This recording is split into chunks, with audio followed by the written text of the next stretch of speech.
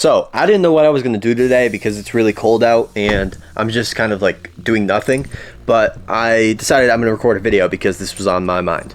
So in order to be aesthetic, I've always thought that there are really three important muscle groups that you need to prioritize to kind of get like an overall good, proportional, and sort of V-tapered aesthetic physique.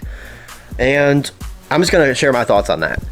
Mainly, the number one muscle group that I train that shows results and consistently makes me feel and look more aesthetic is training abs, obviously. The way I would do this is I'd hit them, what I like to do is I hit it 2 to 4 times a week, and like I'll put them on like a chest day. I'll just do them at the end, and then I'll just hit them randomly throughout the week whenever I also get time to do that. And I go really hard and intensely so that I am still sore the next 2 days. Some people like to train abs like kind of like every day of the week, but they don't go hard enough, and I guess you could do that, but I feel like going really hard and then giving yourself 2 days of rest is probably more optimal for like overall aesthetic achievement. Mainly abs are important to hit because I mean, it's pretty straightforward. They just look really good on your physique. You can't go wrong with training them. Some people say it gives you like more of a blocky waist, but that's just stupid. That is completely the opposite of what's happened to me. Training abs, I've been doing it for a couple months, and my ab area, even on the bulk, has significantly improved. And I would say that there's no downsides to training abs. You need them if you want to be aesthetic because they're like a landmark of an aesthetic physique. They tie the whole thing together, and you can't have a aesthetic physique or aesthetic build without having at least decent abs.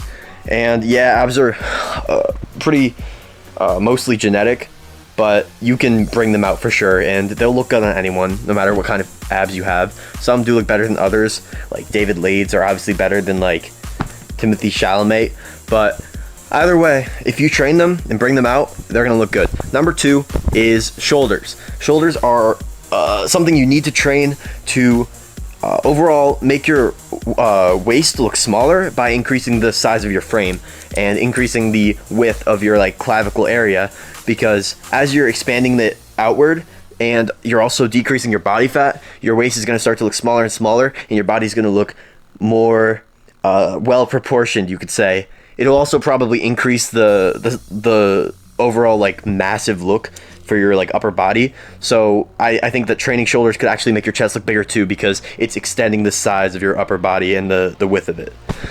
And so basically the main reason I say train shoulders is because people who don't train shoulders, they end up having this like blocky looking build, and it doesn't look aesthetic at all, and it really has like no appeal in my opinion. So if you're training anything, train shoulders, train abs, and then the final group that you need to be training is biceps. Biceps is probably one of the most underrated parts of an aesthetic physique. Every one of these dudes you see who has like crazy good looking physique, they also have really well trained and big biceps.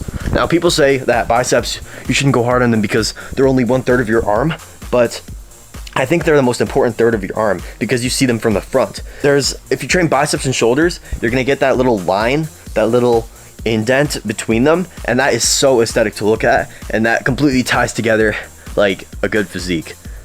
So those are my thoughts. Biceps, shoulders, abs, most important muscles to train for a good physique. All right, see ya.